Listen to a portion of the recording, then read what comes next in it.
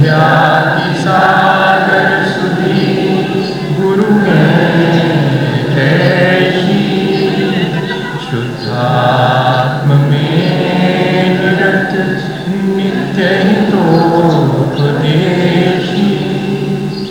वे पाप ग्रीष्म ऋतु में जल के सयाने,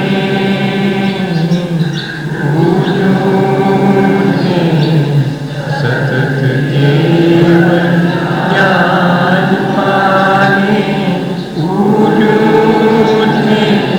सतत केवल ज्ञान पाने। बोलिए भगवान महावीर स्वामी की, आचार्य कुंद कुंद स्वामी की, आचार्य गुरुवर विद्यासागर मुनि महाराज की।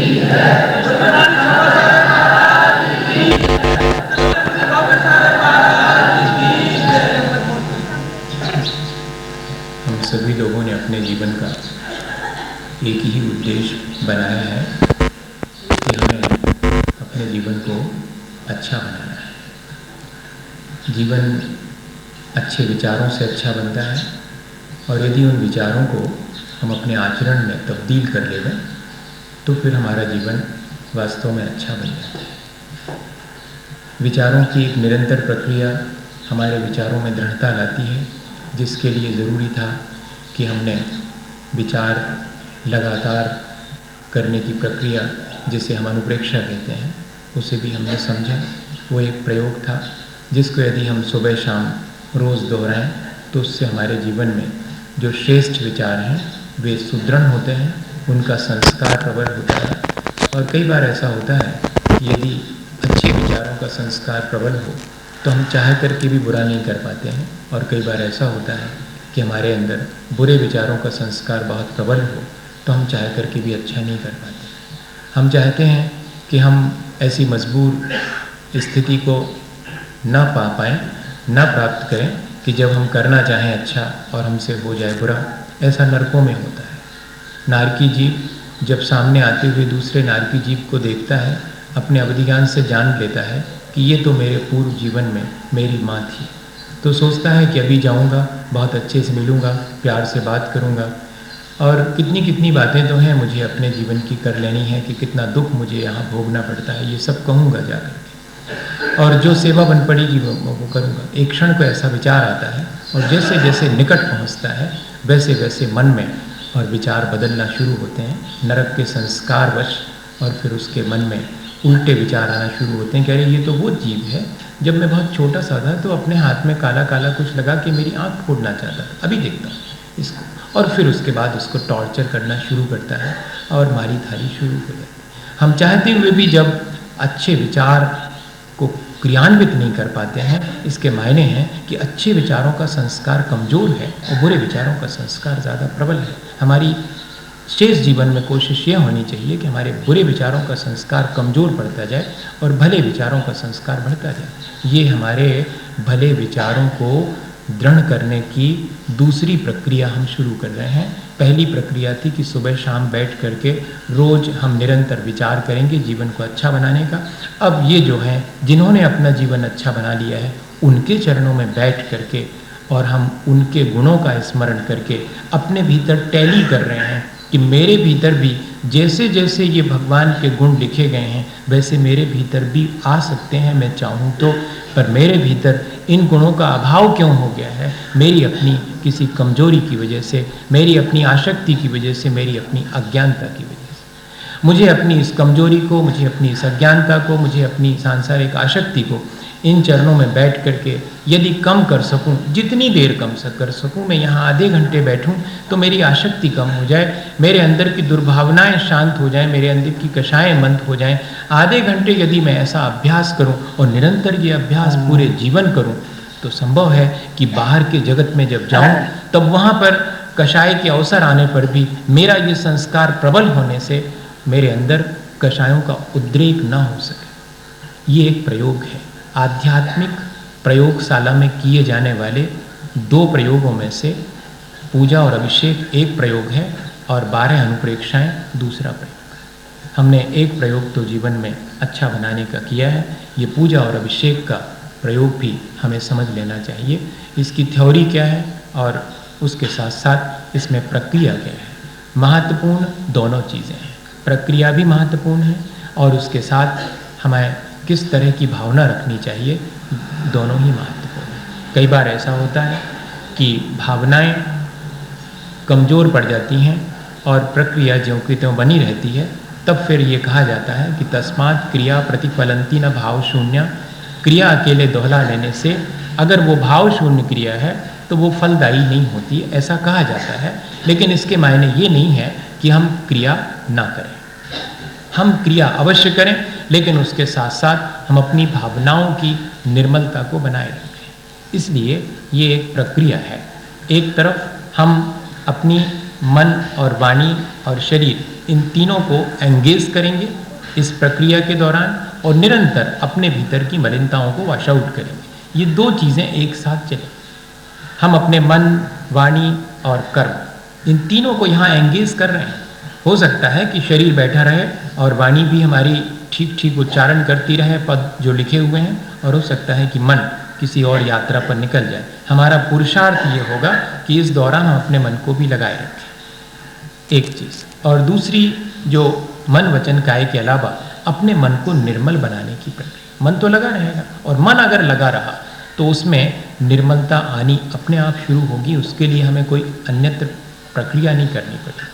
अब हम ये थोड़ा सा समझ लें कि ये प्रक्रिया किस तरह की है और इसमें भाव हमें कैसे बनाना चाहिए और कितनी बातें पूजा के बारे में आचार्य भगवंतों ने हमें इशारा किया है कि इस तरह से हम अपनी इस पूजा के अनुष्ठान को, इस प्रयोग को करें। उसके पहले हमारे मन से हम ये दुविधा निकाल देवें कि पूजा बहुत बाद को आई हुई है। कई लोगों के मन में ये आता है कि ये जो पूजा की प्रक्रिया है वो बहुत प्राचीन नहीं है, वो अभी अभी दूसरों से हमने और अडॉप्ट कर ली है, हमारी ओरिजिनली नहीं है।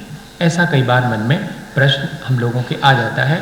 8 द्रव्य से भी पूजा नहीं होती थी पहले, ऐसा भी कई लोग कुछ जगहों पर कहते हुए सुने जाते हैं या कि किताबों में ऐसा लिखा हुआ भी पाया जाता है अभी नए लोगों में। तो हम थोड़ा सा इस बारे में पहले विचार कर लें। हमारे यहाँ पर 2 तरह के जिनालय होते हैं या चैत्यालय होते हैं, और 2 तरह की ही चैत्य यानी प्रतिमाएं होती हैं। एक कृत्रिम जिनालय है, कृत्रिम प्रतिमाएं हैं, और एक अकृत्रिम जिनालय है, अकृत्रिम प्रतिमाएं जहाँ विराजमान हैं। अकृत्रिम के मायने हैं शाश्वत, eternal, no beginning no end, जिनकी शुरुआत भी नहीं है और जिनका अंत भी नहीं है। ऐसे शाश्वत जिनबिंब और जिनालयों को अकृत्रिम जिनालय कहते हैं, और जो मनुष्यों के द्वारा निर्मित हैं वे सब कृत्रिम जिनालय कहलाते हैं। हम इस बात का ध्यान रखें कि जो शाश्वत जिनालय हैं वहाँ देवों के द्वारा यह पूजा की प्रक्रिया निरंतर चलती रहती है।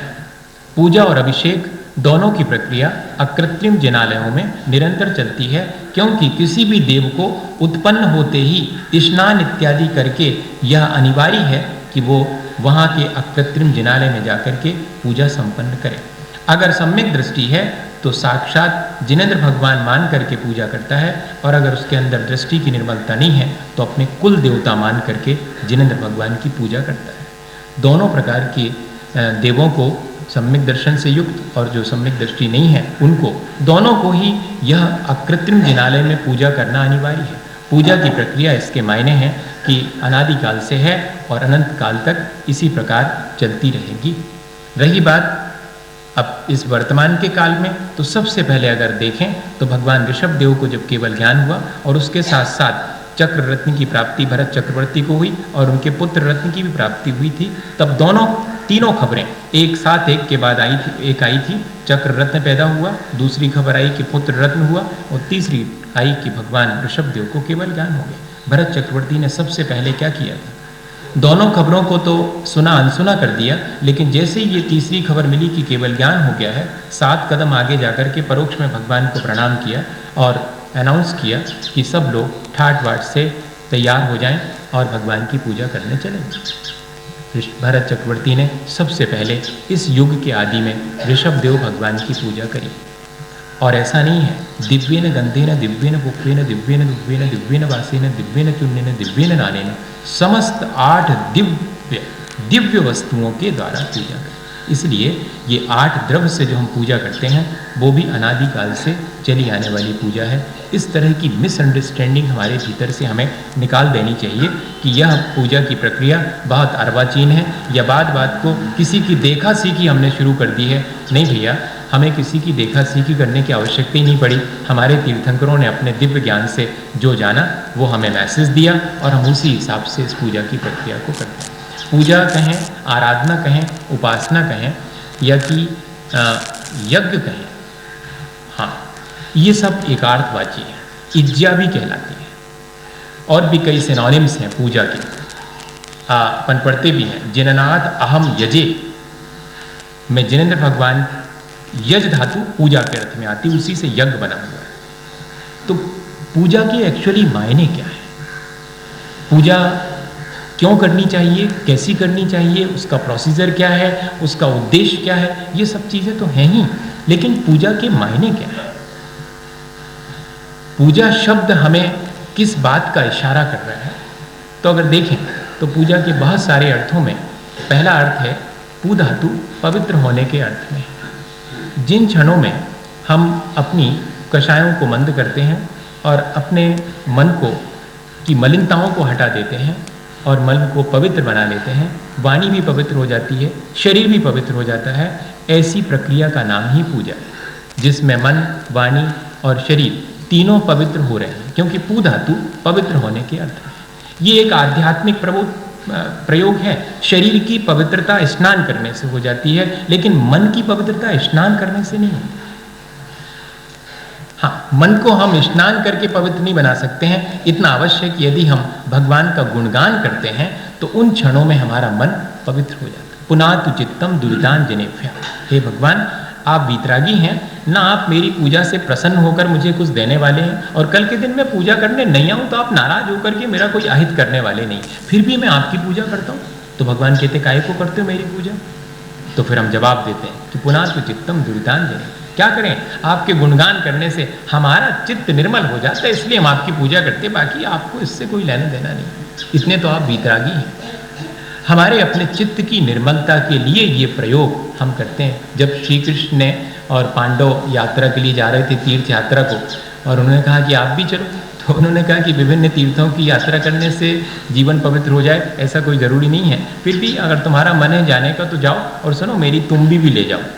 वो तुमड़ी बोलते हैं जिसको आप लोग, है ना, तुमड़ी बोलते हैं, एक बड़ा रूप है गिलकी, उसका लौकी का आल जिसको वो लेके गए वो, और कहा कि सुनो हमारी तरफ से इसको भी, और जहाँ जहाँ तुम तीर्थों में स्नान करो वहाँ इसको भी स्नान करवा देना। तो अब श्री कृष्ण जी ने दी है, तो फिर इन लोगों ने तो ये कही एक बार डुबकी लगाई, उसको 10-10 बार डुबकी लगवा दी, और फिर बाद में वापस लेकर के आए तो श्री कृष्ण ने कहा कि आज फिर भोजन यहीं पर करो, बढ़िया खीर खिलाएंगे तुम्हें।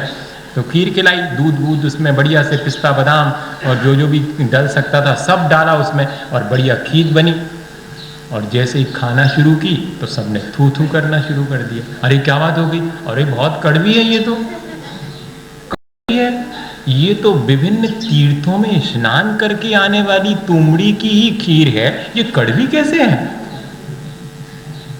तब सबके समझ में आ गया कि बाह्य में कोई प्रक्रिया दोहरा लेने से, स्नान कर लेने से मन पवित्र हो, ऐसा अनिवार्य नहीं है। मन की पवित्रता बिल्कुल अलग चीज़ है। ये सारा अनुष्ठान उसी मन की पवित्रता के, ये पवित्रता पूजा के मायने पहला अर्थ है। दूसरा अर्थ है मांजना।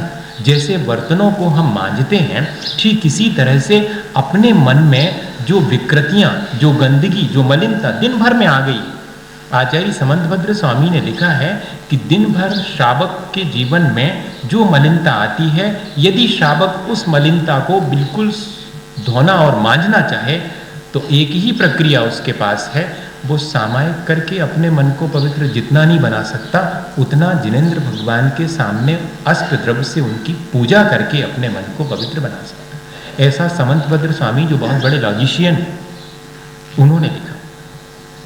अब हम देखें कि मांजने की प्रक्रिया कैसी होनी चाहिए।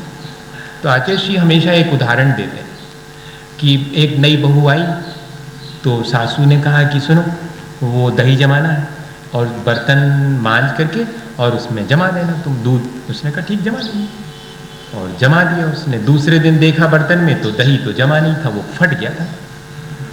अच्छा, जमने और फटने का फर्क तो सब जानते हैं जो लोग जमाते हैं। जो फट जाता है उसमें से घी नहीं निकलता, और जो जमता है उसमें से घी निकलता है। इतना ही फर्क है, और क्या मोटा मोटा फर्क, बाकी दिखते दोनों एक से।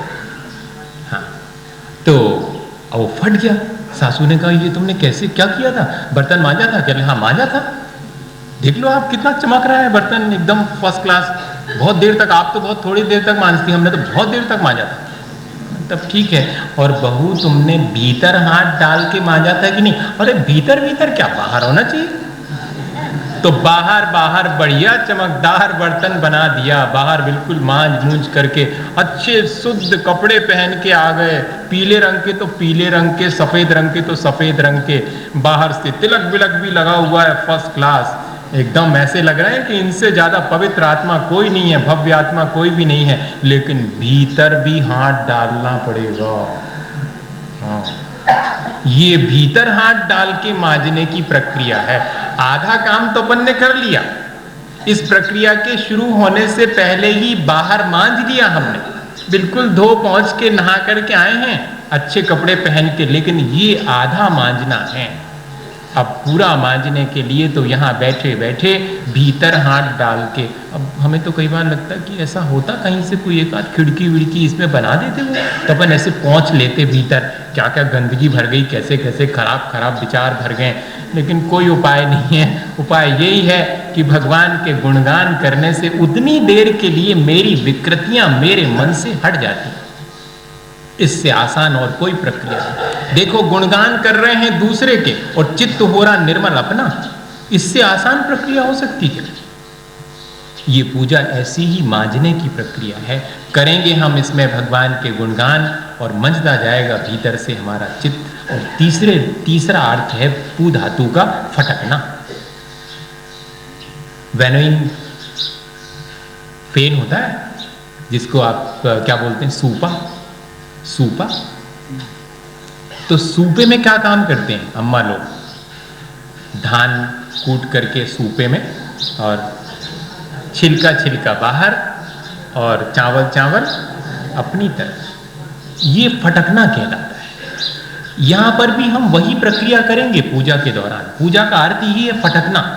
सारभूत को अपनी तरफ रखते जाना और असार को बाहर फेंकते जाना। देखो तो, जिन चीजों को संसार सारभूत मानता है, 8 ही द्रव्य हैं जिनको कि सब सारभूत मानते हैं, जिसमें खाने पीने की सब सामग्री आ गई। जल, चंदन, अक्षत सब बताएंगे अपन, बाद में चर्चा करेंगे कितनी सामग्री और कैसी सामग्री। ये 8 चीजें अत्यंत मूल्यवान हैं। संसार इनको सारभूत मानता है, संसार का काम इन्हीं से चलता है। लेकिन यहाँ हम भगवान के सामने उसे निस्सार मान के फेंकते जा रहे हैं। और सारभूत क्या है? सारभूत तो मेरी अपनी आत्मा की निर्मलता ही है। मैं निरंतर उसी को प्राप्त करूं और इस सब को छोड़ता हूं, मेरे लोभ को छोड़ता हूं, क्योंकि लोभ मेरे मन को मलिन करता है। मैं इन सब चीजों का त्याग करके अपने लोभ को कम कर रहा हूं, यानी अपने मन को निर्मल कर रहा हूं, अपनी मलिनताओं का विसर्जन कर। उन क्षणों में हमें ये लगना चाहिए कि ये संसार की चीजें सारभूत नहीं है। ये जो भगवान के गुणगान हैं और जो चित्त की निर्मलता है, वही सारभूत है। पू धातु यानी पूजा का अर्थ इन 3 तरह से, एक तो पवित्र होना, अपनी बाहर भीतर की मलिनताओं को धोना, बाहर और भीतर से अपने को मांजना और शुद्ध करना, और इतना ही नहीं, जो सारभूत है उसे ग्रहण करते जाना और जो निस्सार है उसे बाहर फेंकते चले जाना। पूजा के मायने इतना है। अब पूजा की जो कुछ बातें हैं अनिवार्य, जिनको भी समझना चाहिए। अभिषेक के बारे में अपन सेपरेट एक दिन विचार करेंगे। अभिषेक का अपना प्रोसीजर है, अभिषेक का अपना साइंस है। हाँ, पूजा का अपना साइंस तो है ही, अभिषेक का तो एकदम साइंस है। उसके पीछे जो विज्ञान छिपा हुआ है वे बहुत कम लोग जानते हैं, पर हमें वो जानना चाहिए। उसके बारे में चर्चा अलग करेंगे। अभी अपन देखें कि क्या पूजा अभिषेक का एक अंग है या कि अभिषेक बिल्कुल अलग है। अभिषेक पूजा का एक अंग है या कि अभिषेक बिल्कुल अलग प्रक्रिया है। तो आप आश्चर्य करेंगे कि अभिषेक का एक अंग, पूजा का एक अंग अभिषेक भी है। बिना अभिषेक की पूजा अधूरी है। या तो अभिषेक करके पूजा शुरू की जाए या कि अभिषेक देख करके पूजा करी। और जो लोग ना अभिषेक देख पाते हैं ना अभिषेक कर पाते हैं, उनके लिए जिन्होंने अभिषेक किया है वो गंधोदक रखा रहता है। पूरे दर्शन करने के बाद गंधोदक माथे पर लगाकर अब जो है अपनी पूजा की प्रक्रिया शुरू करते हैं। जिनको जैसी सुविधा, कोई एकदम हार्ड एंड फास्ट वो नहीं है। जिनको अभिषेक का, कम से कम इतना तो कहूँगा जब अभिषेक के बारे में चर्चा करूँगा कि हफ्ते में एक दिन, 15 दिन में एक दिन या महीने में एक दिन ऐसा सौभाग्य प्राप्त करना चाहिए अभिषेक करने का। रोज रोज नहीं भी हो पाए तो कम से कम महीने में एक बार, हम तो यहाँ तक कहते हैं कि वर्ष में एक बार करने का सौभाग्य तो प्राप्त करो। एक बार छू करके देखो, पूरा वर्ष सार्थक मालूम पड़ने लगे।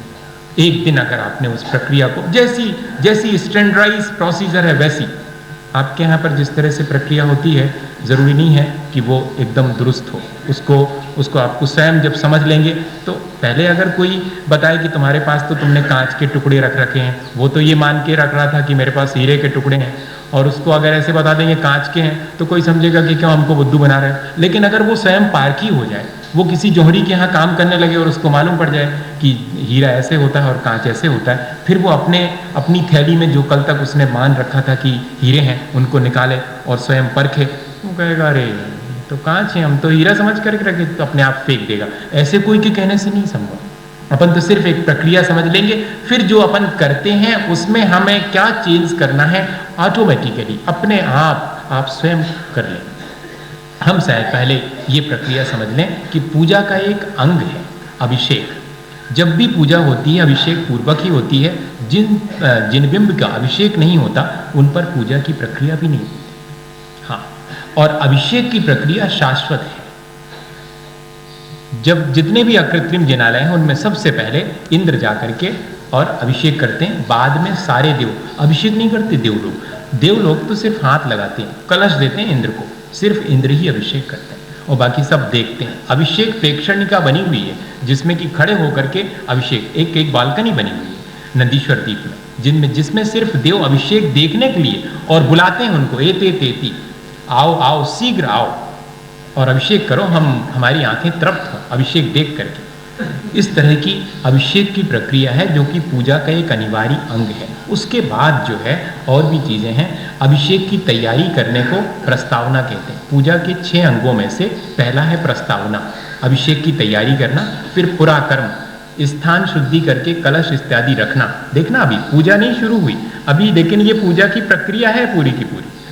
उसमें ये 2 चीज़ें हो गई, प्रस्तावना पुराकर्म। फिर स्थापना, सिंहासन पर भगवान को विराजमान करना, ये सब पूजा के लिए अनिवार्य चीज़ें हैं। और उसके बाद सन्निधापन, स्वयं इंद्र बनकर कल्पना करना कि यही थाली मेरा सुमेरु है, यही सिंहासन है, यही मैं क्षीर समुद्र का जल लेके आया हूँ और अब मैं प्रक्रिया शुरू करता हूँ। इस तरह से पूजा के 6 अंगों में से 4 अंग में तो अभिषेक ही संपन्न हुआ है।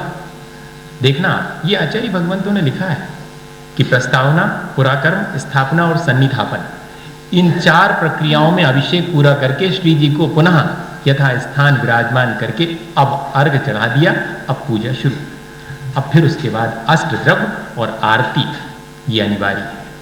2 चीज़ें लिखी, अष्टद्रव्य से और साथ में आरती करते हुए, और भगवान की जिसको निरांजन बोलते हैं, जिसमें हम गाते भी हैं और आरती भी करते हैं। ये अब ठीक है कि अपन कितनी करते हैं, अब टैली कर लेना आप, बाकी जो लिखा है स्टैंडर्डाइज प्रोसीजर वो अपन को समझ लेना चाहिए। करते नहीं करते हैं, कौन कैसा करता, अपन को क्या करना।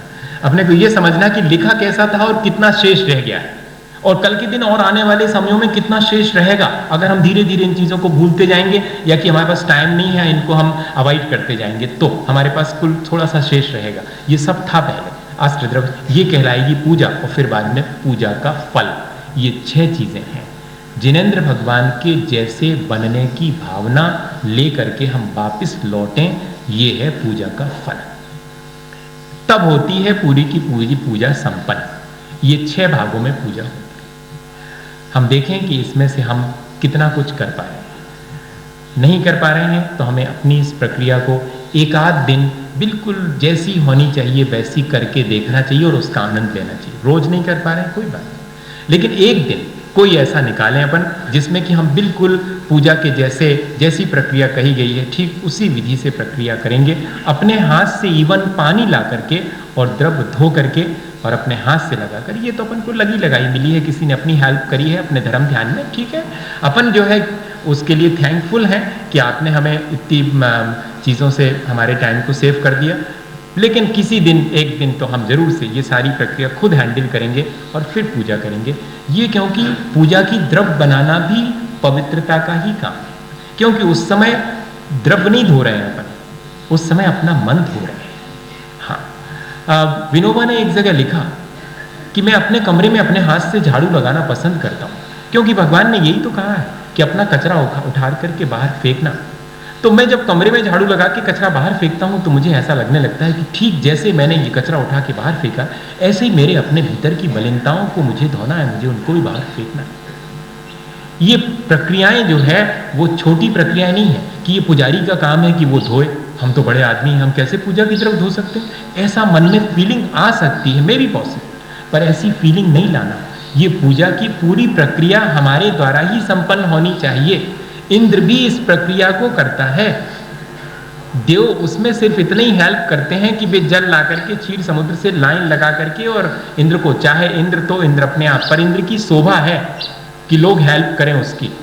बाकी इंद्र इतना सामर्थ्यवान है कि वहीं से हाथ बढ़ाए और सीधा क्षीर समुद्र में से जल ले ले। हाँ, लेकिन वो सबको शामिल करता है कि लाओ सब एक एक करके लाओ, फिर मेरे हाथ में देना, मैं अभिषेक करूँ। कहने का आशय ये है कि उस प्रक्रिया को हमें स्वयं अपने हाथ से संपन्न करने का प्रयास करना चाहिए।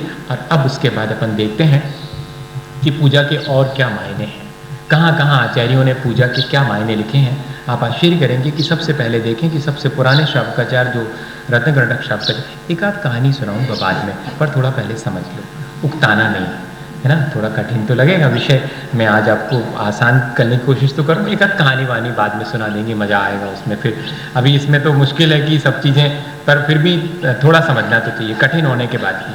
पूजा को समंतभद्र स्वामी ने अतिथि संविभाग के अंतर्गत रखा है। अभी जो अपन ने दान की प्रक्रिया और बैया व्रत पढ़ा था अतिथि संविभाग के अंतर्गत, उसी के अंतर्गत भेका प्रमोद मत्ता कुष्मे नैकेन राजग्रहे, ऐसा कहकर के उन्होंने पूजा को भी रुधिर मलम धावते बारी, ऐसी कारिकाएं लिखी, श्लोक लिखे कि श्रावक इस पूजा के द्वारा अपने मलिनताओं को धोता है, इसलिए पूजा अतिथि संविभाग में शामिल की गई है। हम भगवान के सामने चढ़ा रहे हैं, जैसे मुनि महाराज के हाथ में भोजन की सामग्री देते हैं, वह अतिथि संविभाग है। इसी तरह से अपने द्रव्य में से थोड़ी सी भगवान के सामने भी चढ़ा रहे हैं। भगवान ग्रहण नहीं करते, लेकिन हम विसर्जन अवश्य करते हैं, हम अपने लोभ का विसर्जन करते हैं, और जिस चीज़ में लोभ का विसर्जन हो वो सब अतिथि संविभाग। इसलिए पूजा की प्रक्रिया भी अतिथि संविभाग में शामिल की गई है। और इसका सबसे अच्छा उदाहरण दिया गया है कि भेका प्रमोद मत्ता कुसमे नैकेन राजग्रहे, राजग्रही में एक मेढक एक फूल की पाखुड़ी लेकर के पूजा करने गया था।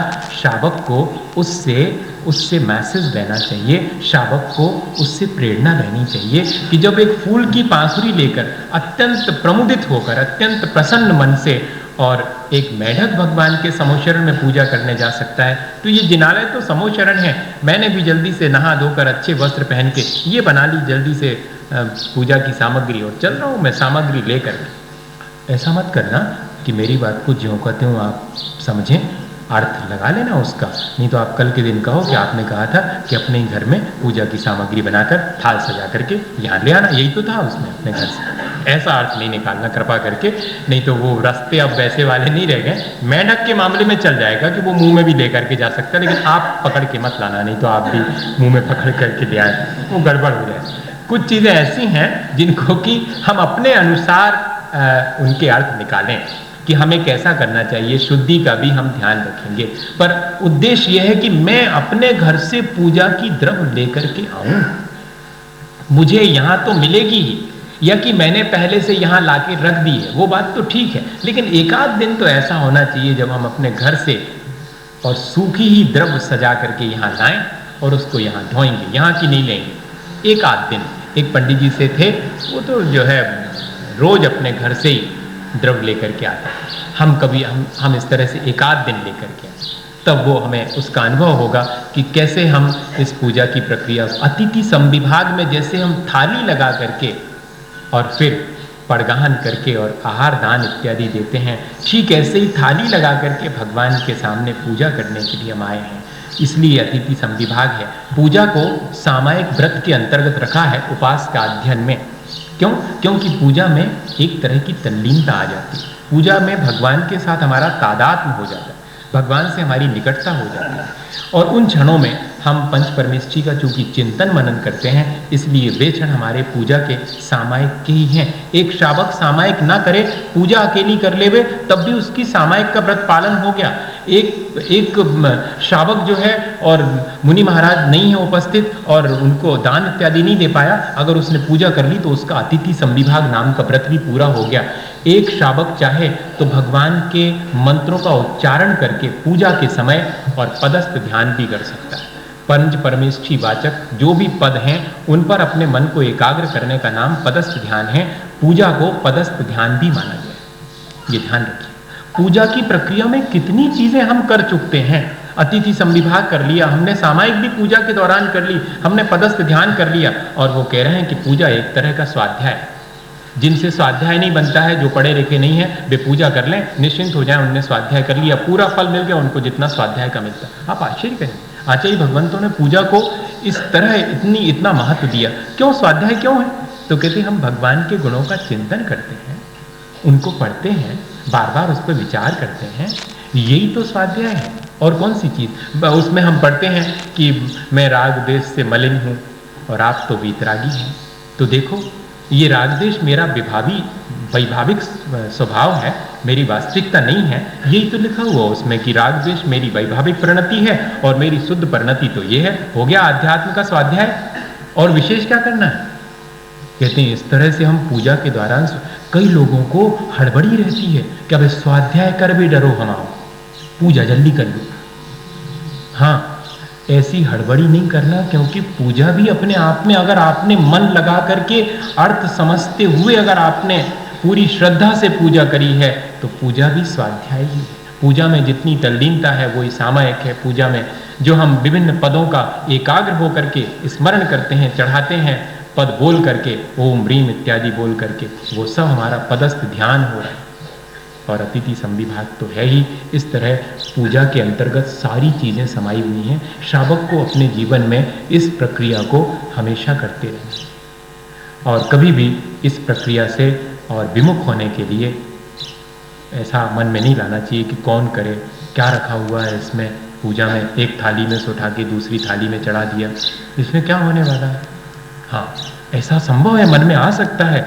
जिनेंद्र वर्णी ने लिखा अपने एक उसमें शांतिपद प्रदर्शक में कि ये जो मेरा सुबह से नहा धो करके और पूजा का थाल सजा करके और ऐसे दौड़े दौड़े भगवान के चरणों में आना और फिर इस थाली में से उठा करके इसमें पटकते जाना, ये सब क्या है? एक नाटक ही तो है। ऐसा लिखते हैं, ये सब एक नाटक ही तो है। तो कहते लेकिन ये नाटक मेरा ज्यादा अच्छा है उस नाटक से, विषय कषाय के नाटक से।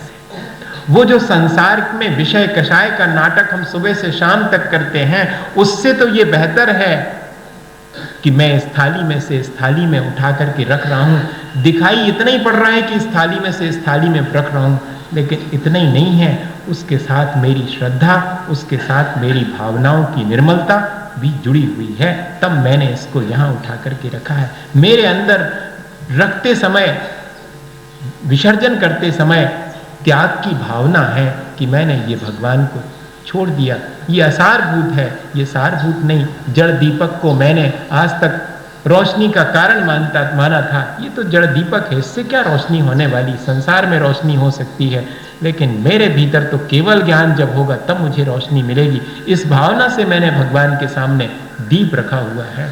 मैंने नैवेद्य चढ़ाते समय भावना भाई है कि आज तक मैंने इसको अपने अंदर डाला है और सोचा है कि शुदा की वेदना मिट जाएगी, लेकिन मिटी कभी नहीं। आज आपके सामने चढ़ाता हूँ, शायद हो सकता है कि जन्म जन्म की मेरी शुदा की वेदना मिट जाए। ये आसान सी प्रक्रिया नहीं है एक में से दूसरे में रख देना भी। तो हम पूजा के बारे में इस तरह उसका बहुत महत्व आज अपन ने सिर्फ इतना ही समझा है कि पूजा अत्यंत महत्वपूर्ण प्रक्रिया है और पूजा में अभिषेक भी शामिल है। अपन बैठेंगे और फिर कल सिर्फ अभिषेक के बारे में समझेंगे और फिर उसके बाद पूजा के 8 द्रव्य किस तरह से होनी चाहिए और पूजा की और जो प्रक्रिया है वो सब क्रम से 4-5 दिन में इस प्रक्रिया को, हालांकि 16 कारण शुरू हो गए। मेरा फ़र्ज़ था कि मैं 16 कारण के 16 भावनाओं पर और आपसे कुछ बात करूं, लेकिन इस प्रक्रिया को पूरा करने के बाद, क्योंकि 16 कारण में भी विशेष रूप से अपन पूजा ही करते हैं और पूजा में सारी चीज़ें आ गई ये मान करके फिर उसके बाद शुरू करेंगे और फिर जब तक अपने पर्यूषण आ जाएंगे सब एकदम कैसे जल्दी से सब आता चला जा रहा। मैं सोच रहा था कि अब बस फिर पर्यूषण हो गए तो आधा सा चतुर्मास हो गया और फिर हो गया पूरा, और जाने का पहले आने का था, अब जो है वो जाने की तैयारी होना शुरू हो जाएगी। सब संसार इसी तरह से चलता रहता, अपन कर ले कुछ तो सार्थक हो जाता, नहीं कर पावे तो समय तो बीत ही जाता है। वो वेट थोड़ी करता अपना कि नहीं आप कर लोगे तब हम बीतेंगे, नहीं हम कर लेते हैं तो भी समय बीत जाता, नहीं कर पाते हैं तब भी समय बीत जाता। हमको ये विचार करना चाहिए कि हमने पिछले दिनों जो कुछ भी अपने पुरुषार्थ से संचित किया है उसे संभाल के रखना है और आगे उसमें और इजाफा करते चले जाना है। एक छोटा सा जो मैं कह रहा था आपसे कि उदाहरण मैं आपसे कहने वाला था, क्या हुआ कि एक जगह बहुत सारे साधु लोग इकट्ठे हुए, तो और भी साधु आते चले जा रहे थे। तो क्या होता है जनरली कोई भी हो, कितनी बड़ा साधु भी हो जाए, लेकिन बहुत मुश्किल है कि वो सबको अप्रिशिएट कर पाए, है कि नहीं। ये होता जनरली, शावक में भी होता साधु, क्योंकि अभी परफेक्शन थोड़ी आया है, होता ही है नहीं मेरा अपना मेरे हिसाब से ऐसा चले, हाँ कोई और आ जाएगा तो फिर उसकी जयकार होने लगेगी, ऐसा हो जाता। तो और जो जितने साधु आ गए थे वहाँ पर उस समारोह में, कोई समारोह था उसमें जितने साधु आ गए थे और भी 2-3 साधुओं के आने का सुना तो बड़े छटपटाए सबकी, और आ रहे हैं, अब इतने तो पहले ही से आ गए हैं। ऐसा देखो जैसा लिखा वैसा बता रहा हूँ, कोई की बुराई नहीं कर रहे हैं अपन, लेकिन उसमें जो महत्वपूर्ण बात है, पूजा की प्रक्रिया हमारे चित्त को कितनी निर्मल बना देगी, इतनी निर्मल बना देगी हमारी भावनाओं को, जैसे कि वो घटना घटित हुई सारे और साधुओं के आने का, क्योंकि पूरा पैक हो गया था, अब बिल्कुल भी जगह नहीं थी, कहाँ रुकाएंगे, और आ गए हैं। तो मालूम उसमें से जो एक बहुत बढ़िया साधु थे, उन्होंने कैसे उनको मैसेज भेजा, उन्होंने क्या करा, एक गिलास में दूध भरा, बढ़िया केसर डला हुआ है ना, और उसमें भेज दिया उनको 1-2 साधुओं को लेकर के कि जाओ ले जाओ, पूरा लबालब भरा हुआ गिलास था, एक बूंद भी उसमें और नहीं डाल सकते, ऐसा एकदम प्रैक्टिकली पॉसिबल नहीं है, ऐसा करके मत देखना, एक आध बूंद तो डल ही जाएगी उसमें, छलक नहीं जाएगा, वो गिर जाएगा, लेकिन अपन ये मान के चल रहे उसमें एक भी बूंद और नहीं बन सकती। अब देखना मजा, वॉल्यूम उसका फुल हो गया है, लेकिन ये विचार करने की चीज थी, वो जो साधु आ रहे थे उनके पास जैसे ही भरा हुआ गिलास पहुंचा, वो समझ गए हैं, वो समझ गए कि वहां पर पहले से ही बिल्कुल हाउसफुल है ना, अब मेरा जाना वहां उचित नहीं है, ठीक है ना, लेकिन मुझे जाना तो है। जब इतने पहुंचे हुए साधु हैं जो मुझे डायरेक्ट ना कह करके और इनडायरेक्ट इतना बड़ा मैसेज दे रहे हैं, तो उनके दर्शन और उनसे मिलना तो जरूरी है। और लेकिन उन्होंने पहले कह दिया है कि आप आ रहे हो तो आओ, लेकिन है यहां पर बिल्कुल पैक। तब उन्होंने मालूम क्या क्या किया उसके साथ में, जो लेकर के आए थे उनके साथ में अपने हाथ से उसमें चम्मच से धीरे धीरे करके और शक्कर डालनी शुरू की, एक वो घुल जाती थी। अब आप इसमें ज़्यादा गड़बड़ मत पड़ना कि वो वॉल्यूम बढ़ जाएगा उसका, अरे ग्लूकोज डालेंगे तो वो तो घुलते ही चले जाएगा। कई इस तरह की चीज़ें हैं जो कि डालते ही साथ मिक्स हो जाती, वो मिक्स होती चली गई, वो एक बूंद भी बाहर नहीं गिरा। और इतना ही नहीं, उन्होंने एक गुलाब का फूल तोड़ करके और उसके बाहर लगा दिया और ज्यों का त्यों गिलास वापिस भेज दिया। जितने भी साधु थे वे बहुत प्रसन्न हुए कि आने वाले जो साधु हैं वो बहुत पहुँचे हुए हैं, वे हमारे बीच आकर के हमें ज़रा भी डिस्टर्ब नहीं करेंगे, बल्कि मीठापन पैदा करेंगे और खुशबू पैदा करेंगे। पूजा भी इसी तरह की प्रक्रिया है, हमें यही सिखाती है। हमारी भावनाएं इतनी निर्मल हो जावें कि हम जहाँ भी रहें, जहाँ भी जाएं, जिन लोगों के भी समूह में बैठे हैं, अभी तक इंडिविजुअल पूजा करी होगी, आज ये मास एक्सपेरिमेंट समूह में बैठ के किया है। भावनाएं ऐसी होनी चाहिए कि हाँ सब समा जाएंगे, और आ जाओ, सब बैठो, सब करो यहाँ पर। मेरी अपनी जीवन को मैं ऐसे बिताऊंगा कि किसी को उससे क्षति नहीं पहुंचेगी। सबके बीच मिक्सअप होकर, खुशबू फैलाकर, मीठापन अपने जीवन में और दूसरे के जीवन में भी फैला सकें। ये उदाहरण हमारे इस पूजा की प्रक्रिया से आने वाली निर्मलता की सूचना का उदाहरण है। हमें भी अपने जीवन में इस तरह संदेश लेके अपने जीवन को अच्छा बनाना चाहिए। आपके 10 मिनट मैंने ज़्यादा लिए हैं, उनके लिए मैं कोई क्षमा याचना करूं कि नहीं? करना तो ईमानदारी से करनी चाहिए। आप लोग कल से जो है ना, और बढ़िया से समय से, ताकि अपन 9:30 बजे तक पूरा कर लें, इसी भावना के साथ। बोलिए आचार्य गुरुवर विद्यासागर जी।